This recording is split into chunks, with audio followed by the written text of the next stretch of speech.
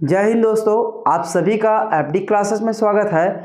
आप लोगों को पता ही होगा दोस्तों, अभी हाल ही में हॉस्टल वार्डन का नोटिफिकेशन जारी किया गया है।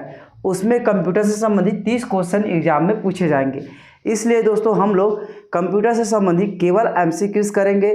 कंप्यूटर बहुत ही इंपॉर्टेंट है, क्योंकि कंप्यूटर में 30 नंबर में से 15 अंक आपको मतलब 50% अंक पाना आपको अनिवार्य कर दिया गया है, तभी आप उसमें क्वालिफाई होंगे। इसलिए दोस्तों हम लोग एमसीक्यूज देखेंगे। एमसीक्यूज बहुत ही महत्वपूर्ण रहेगा।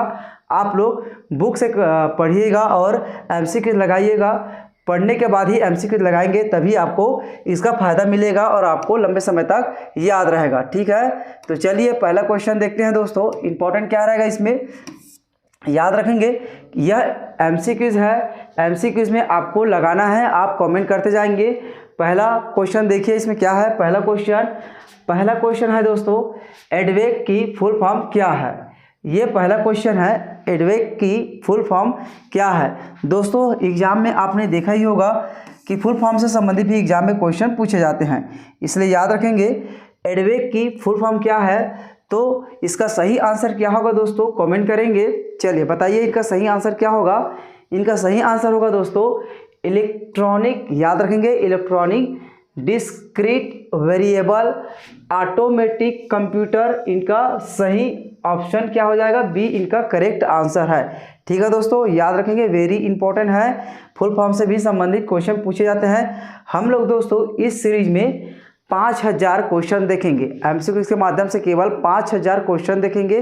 डेली हम लोग 30 क्वेश्चन करेंगे, क्योंकि 30 क्वेश्चन करेंगे दोस्तों, एग्जाम में 30 क्वेश्चन पूछे जाएंगे। उसी के हिसाब से हम लोग 30 क्वेश्चन डेली करेंगे।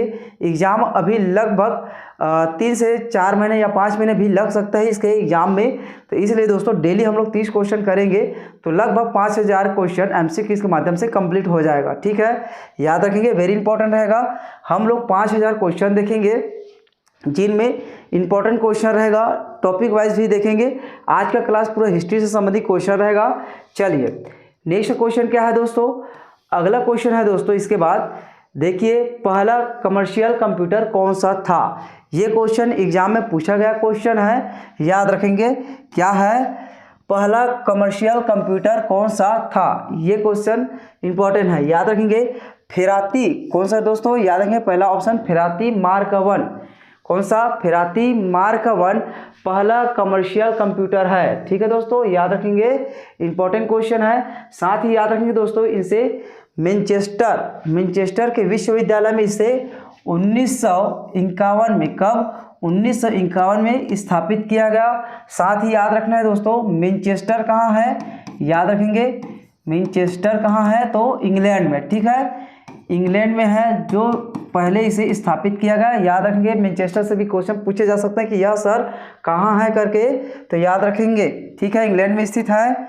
अगला क्वेश्चन देखिए, अगला क्वेश्चन क्या है दोस्तों, तीसरी पीढ़ी के कंप्यूटर में किस इलेक्ट्रॉनिक कंपोनेंट का यूज़ किया गया था। वेरी वेरी इंपॉर्टेंट क्वेश्चन है।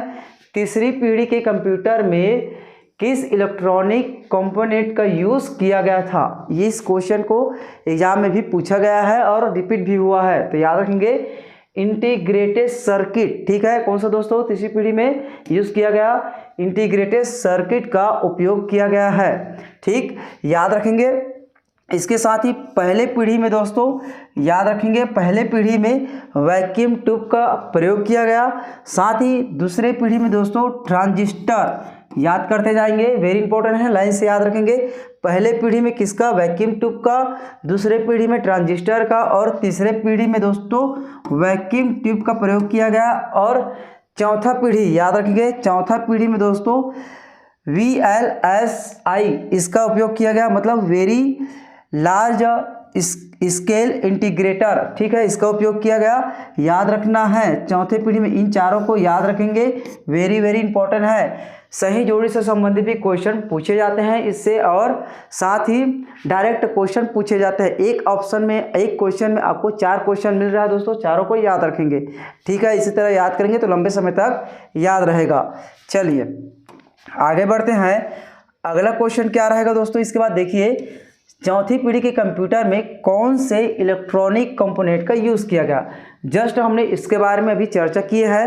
तो बताइए दोस्तों, चौथी पीढ़ी के कंप्यूटर में कौन से इलेक्ट्रॉनिक कंपोनेंट का यूज़ किया गया था। ठीक है, बताइए। तो इनका सही आंसर क्या होगा? चौथा डी इनका सही आंसर हो जाएगा। क्या है? वेरी, इनका फुल फॉर्म याद रखेंगे, वेरी लार्ज। ठीक है, लार्ज स्केल, ठीक, स्केल इंटीग्रेटर। ठीक है, याद रखेंगे, वेरी इंपॉर्टेंट है ये। ठीक है, इनका फुल फॉर्म भी याद रखेंगे। चलिए इसके बाद अगला क्वेश्चन देखिए दोस्तों। अगला क्वेश्चन क्या है? पांचवी पीढ़ी के कंप्यूटर में किस इलेक्ट्रॉनिक कंपोनेंट का यूज़ किया गया। ठीक, जस्ट इसके आगे बढ़े, इसके बाद देखिए पांचवी पीढ़ी के कंप्यूटर में किस इलेक्ट्रॉनिक कंपोनेंट का यूज़ किया गया दोस्तों। तो याद रखेंगे अल्ट्रा। ठीक है, इसके फुल फॉर्म याद रखेंगे, अल्ट्रा लार्ज स्केल इंटीग्रेटेड का उपयोग किया गया। माइक्रो प्रोसेसर भी कहा जाता था। ठीक है, याद रखेंगे, ये बहुत ही पावरफुल है, जो पांचवी पीढ़ी में, जो वर्तमान पीढ़ी में इसी का यूज़ किया जा रहा है। ठीक है, मोबाइल में इसी तरह का लगाए रहते हैं और साथ ही जो बड़े बड़े वैज्ञानिक अनुसंधान में इसका यूज़ किया जाता है। ठीक है, याद रखेंगे। चलिए अगला क्वेश्चन देखिए। नेक्स्ट क्वेश्चन क्या है दोस्तों? देखिए, इसके फुल फॉर्म से संबंधित भी क्वेश्चन एग्जाम में पूछ लिए जाते हैं, इसलिए फुल फॉर्म भी याद रखते जाएंगे। ठीक है, क्या है? VLSI की फुल फॉर्म क्या है? तो कमेंट करेंगे दोस्तों, इनका सही आंसर क्या होगा। VLSI की फुल फॉर्म क्या होगा? तो बताइए इनका सही आंसर क्या हो जाएगा, बताइए। चलिए कमेंट करें, याद रखेंगे दोस्तों, इनका फुल फॉर्म क्या हो जाएगा? Very large. ठीक है, वेरी लार्ज, इसके बारे में हमने जस्ट अभी चर्चा की है। Scale integration. ठीक है, याद रखेंगे, इंपॉर्टेंट है, ये क्वेश्चन एग्जाम में पूछे जाते हैं। चलिए इसके बाद देखते हैं अगला क्वेश्चन। अगला क्वेश्चन क्या है दोस्तों? अगला क्वेश्चन VLSI का फुल फॉर्म बताइए। ये भी फुल फॉर्म से संबंधित क्वेश्चन है, इसके बारे में भी हमने जस्ट अभी चर्चा किए हैं। तो बताइए क्या होगा इनका सही आंसर दोस्तों। इनका सही आंसर कमेंट करते जाएंगे, जिससे आपको लंबे समय तक याद होता जाएगा। चलिए बी इनका करेक्ट आंसर होगा। ठीक है, वेरी, इसमें याद रखेंगे अल्ट्रा लार्ज स्केल इंटीग्रेशन। ठीक है, ये इनका फुल फॉर्म है, याद रखते जाएंगे। ठीक है, चलिए आगे बढ़ते हैं। इसके बाद अगला क्वेश्चन क्या रहेगा दोस्तों? लास्ट क्वेश्चन देखिए इसमें, इनमें से कौन सा कंप्यूटर प्रथम पीढ़ी से है? बताइए, इनमें से कौन सा कंप्यूटर प्रथम पीढ़ी से है? वेरी वेरी इंपॉर्टेंट क्वेश्चन है। इसी तरह से थोड़ा सा अगर टफ पढ़ना चाहेगा तो इसी तरह से कठिन क्वेश्चन पूछेंगे एग्जाम में। ठीक है, चलिए कमेंट करते जाए, क्या होगा इनका सही आंसर, बताइए। पहला ऑप्शन क्या है दोस्तों? ENIAC, ये पहला पीढ़ी में यूज़ किए जाने वाला कंप्यूटर था। या दूसरा क्या है दोस्तों? EDSEC या IDVEC या ऑल ऑफ दिस। क्या होगा इनका सही आंसर? इनका सही आंसर उपरोक्त सभी हो जाएगा। तीनों ऑप्शन करेक्ट है। प्रथम पीढ़ी में जो कंप्यूटर यूज़ किए जाते थे यही कंप्यूटर है, याद रखेंगे, एग्जाम में क्वेश्चन पूछ लिए जाते हैं। अगला क्वेश्चन क्या है दोस्तों? नेक्स्ट क्वेश्चन, तीसरी पीढ़ी के कंप्यूटर में किस लैंग्वेज का इस्तेमाल किया जाता था? वेरी वेरी इंपॉर्टेंट क्वेश्चन है। तीसरी पीढ़ी के कंप्यूटर में किस लैंग्वेज का इस्तेमाल किया जाता था? तीसरी पीढ़ी के कंप्यूटर में हाई लेवल लैंग्वेज का यूज़ किया जाता था। तो कौन सा है दोस्तों इसमें से हाई लेवल लैंग्वेज? याद रखेंगे फोर्ट्रॉन। कौन सा है दोस्तों? फोर्ट्रॉन पहले तीसरी पीढ़ी में यूज़ किए जाने वाला हाई लेवल लैंग्वेज है। ठीक है, याद रखेंगे इसे IBM, इसके द्वारा दोस्तों IBM द्वारा विकसित किया गया। इंपॉर्टेंट है, याद रखना है। इसके फुल फॉर्म भी याद रखेंगे, फार्मूला ट्रांसलेटर होता है। फोर्ट्रॉन का फुल फॉर्म क्या होता है? Formula translator. ये क्वेश्चन एग्जाम में पूछा गया था इसके फुल फॉर्म से। ठीक है, याद रखते जाए। चलिए इसके बाद क्या है दोस्तों? अगला क्वेश्चन देखिए। अगला क्वेश्चन है दोस्तों, इनमें से कौन सा तीसरी पीढ़ी का कंप्यूटर है? इनमें से कौन सा तीसरी पीढ़ी का कंप्यूटर है दोस्तों? बताइए इनमें से। तो याद रखेंगे ICL 2903 या ICL 1900 या यूनिवेक 1800 कौन सा है दोस्तों, बताइए इसमें से क्या है, ऑप्शन क्या सही रहेगा। तीसरी पीढ़ी के कंप्यूटर है, ये क्वेश्चन एग्जाम में पूछा गया, तो बताइए दिए गए सभी क्या है दोस्तों, तीसरी पीढ़ी के कंप्यूटर है। ठीक है, तीसरी पीढ़ी के कंप्यूटर है, दिए गए सभी सही आंसर हो जाएगा। ठीक है, याद रखते जाएंगे। इसके बाद देखिए इसमें एक क्वेश्चन मिस्टेक हो गया था दोस्तों, यहाँ पे याद रखेंगे। तीसरी पीढ़ी के कंप्यूटर में किस लैंग्वेज का प्रयोग किया जाता था, तो याद रखेंगे दोस्तों इसमें तीनों बिल्कुल सही है, फार्मूला ट्रांसलेटर और कोबोल और पास्कल, ये सभी तीसरी पीढ़ी के क्या है, लैंग्वेज है, हाई लेवल लैंग्वेज है, ये तीनों याद रखेंगे, इंपॉर्टेंट है। इसमें मिस्टेक हो गया था। ठीक है, इसमें क्या हो जाएगा, इनका उपरोक्त सभी इनका सही आंसर हो जाएगा। इसमें याद रखेंगे कोबोल का फुल फॉर्म याद रखें दोस्तों, कॉमन बिजनेस ओरिएंटेड लैंग्वेज है। ठीक है, याद रखेंगे common business oriented language, COBOL का फुल फॉर्म याद रखेंगे, इसका फुल फॉर्म हमने जस्ट बताया है, फार्मूला ट्रांसलेटर। ठीक है, चलिए आगे बढ़ते हैं। इसके बाद अगला क्वेश्चन देखिए, अगला क्वेश्चन क्या है दोस्तों, इसके बाद नेक्स्ट क्वेश्चन है, दुनिया का पहला माइक्रो कंप्यूटर कौन सा है, बताइए दुनिया का पहला माइक्रो कंप्यूटर कौन सा है। ये भी क्वेश्चन बहुत इंपॉर्टेंट है, एग्जाम में आने लायक, तो बताइए पहला ऑप्शन क्या हो जाएगा, सही हो जाएगा अल्टर। ठीक है, अल्टर 8800। ठीक, ये क्वेश्चन बहुत इंपॉर्टेंट है, दुनिया का पहला माइक्रो कंप्यूटर। ठीक, याद करते जाए, जो आपको पता नहीं है उसे एक नोट बुक लीजिए या रफ लीजिए, उसमें नोट करते जाए। ठीक है दोस्तों, अल्टेयर 8800 माइक्रो कंप्यूटर है, दुनिया का पहला माइक्रो कंप्यूटर। ठीक, इसके बाद देखिए अगला क्वेश्चन क्या है दोस्तों, क्रे 1 सुपर कंप्यूटर किस वर्ष बनाया गया था। ये भी क्वेश्चन इंपॉर्टेंट है, क्रे 1 सुपर कंप्यूटर किस वर्ष बनाया गया था दोस्तों, कमेंट करते जाए, क्या होगा इनका सही आंसर। चलिए बताइए, 2 मिनट वीडियो को पुश कीजिए और कमेंट में आंसर लिखते जाए, कितने नंबर का क्वेश्चन है, 12 नंबर का क्वेश्चन है, इनका आंसर ये है करके आप कमेंट करते जाए, आपको ज़्यादा से ज़्यादा याद हो जाएगा इस तरह से। ठीक है, तो याद रखेंगे 1976 में क्रे 1 सुपर कंप्यूटर किस वर्ष बनाया गया था दोस्तों, 1976 में क्रे 1 सुपर कंप्यूटर बनाया गया था। अगला क्वेश्चन क्या है दोस्तों, नेक्स्ट क्वेश्चन, चौथी पीढ़ी के कंप्यूटर में स्विचिंग डिवाइस के रूप में किसका प्रयोग किया जाता था, वेरी वेरी इंपॉर्टेंट क्वेश्चन। ठीक है, चौथी पीढ़ी के कंप्यूटर में स्विचिंग, देखिए स्विचिंग डिवाइस, ये नया क्वेश्चन है, स्विचिंग डिवाइस के रूप में किसका प्रयोग किया गया था। ठीक, याद रखेंगे दोस्तों किसका प्रयोग किया गया था, वेरी इंपॉर्टेंट क्वेश्चन है, याद रखेंगे माइक्रो प्रोसेसर का, किसका, माइक्रो प्रोसेसर का उपयोग किया गया चौथे पीढ़ी के कंप्यूटर में, स्विचिंग डिवाइस।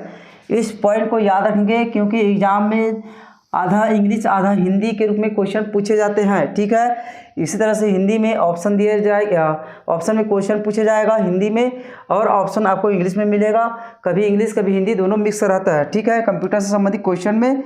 चलिए आगे बढ़ते हैं। इसके बाद दोस्तों अगला क्वेश्चन क्या है, the shockwave rider is a science, यह नोवेल 1975 में, ठीक है 1975 में किसके द्वारा लिखी गई पुस्तक है, वेरी इंपॉर्टेंट क्वेश्चन है। इस तरह से क्वेश्चन अभी एग्जाम में नहीं पूछे हैं लेकिन पूछे जा सकने की संभावना है।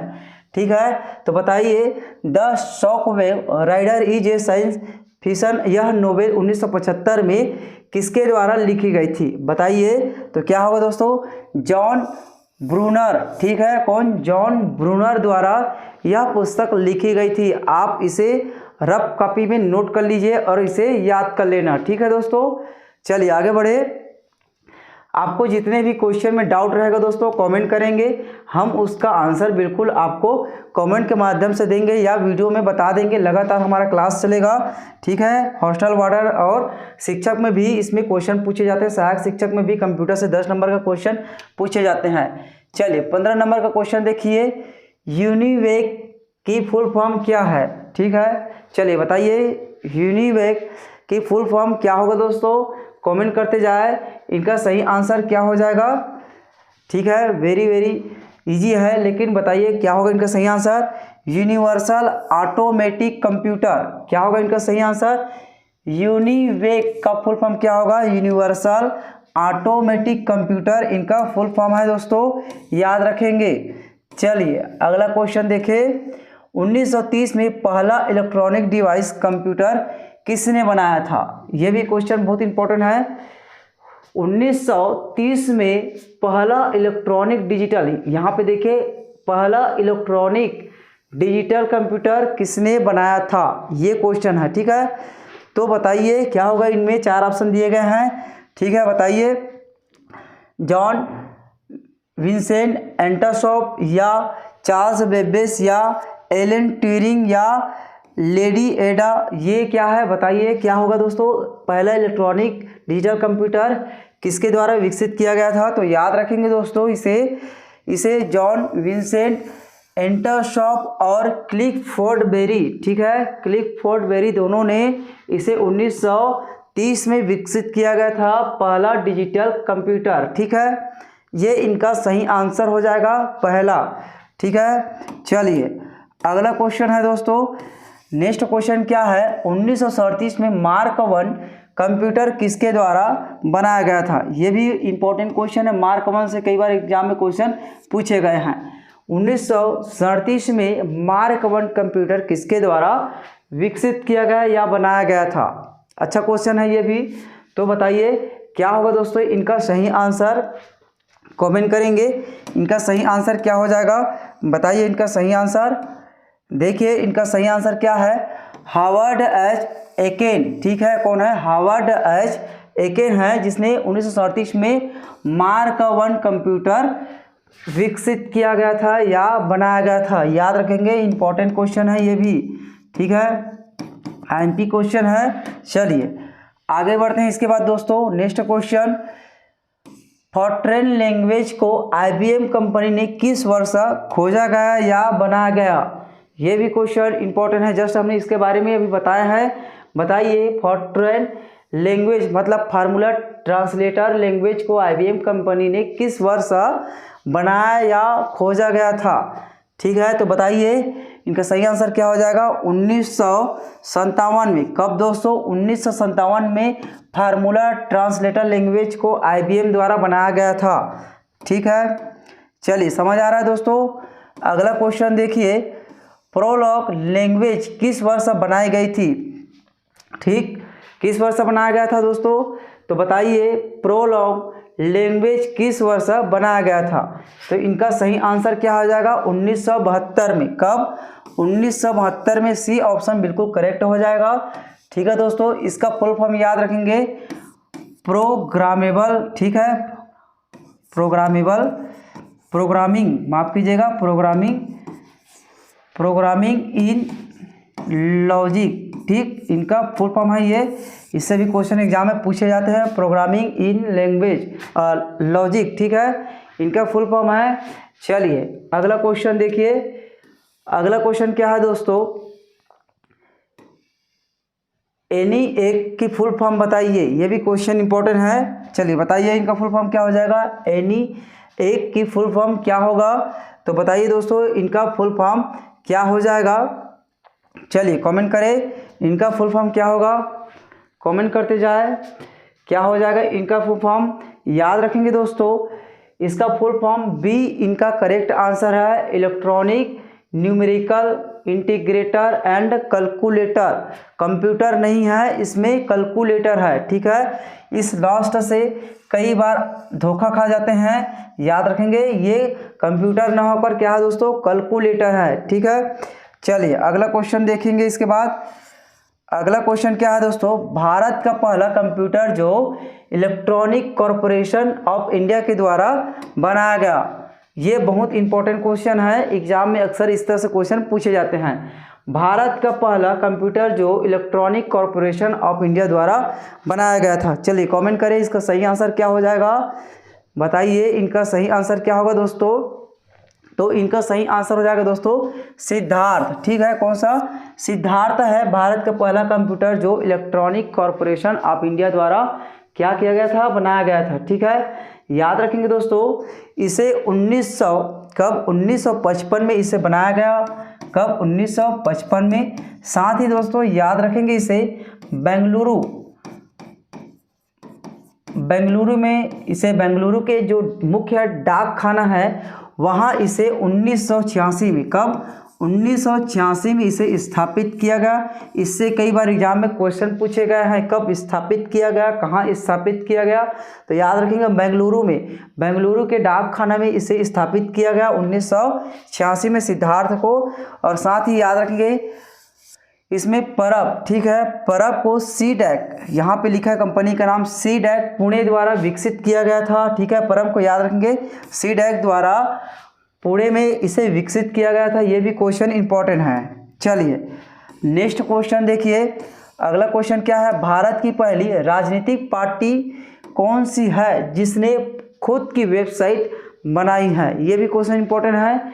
तो बताइए बीजेपी, ठीक है, याद रखेंगे बीजेपी है दोस्तों जिसने पहली राजनीतिक पार्टी है जिसने खुद की वेबसाइट क्या की है, बनाई है, ठीक है।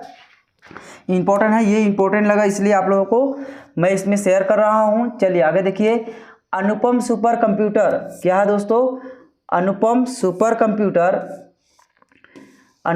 कंप्यूटर किसके द्वारा बनाया गया था। ये भी क्वेश्चन इंपॉर्टेंट, ठीक है। अनुपम सुपर कंप्यूटर दोस्तों इसे बार्क द्वारा बनाया गया था। पहला ऑप्शन इनका करेक्ट आंसर है भाभा एटॉमिक रिसर्च सेंटर, ठीक, किसके द्वारा, भाभा एटॉमिक रिसर्च सेंटर द्वारा इसे अनुपम सीरीज का जो कंप्यूटर बनाया गया था। याद रखेंगे, वेरी इंपॉर्टेंट है ये भी। चलिए अगला क्वेश्चन देखिए, नेक्स्ट क्वेश्चन है दोस्तों, इंटरनेट पर भारत का पहला डिजिटल अखबार कौन सा था।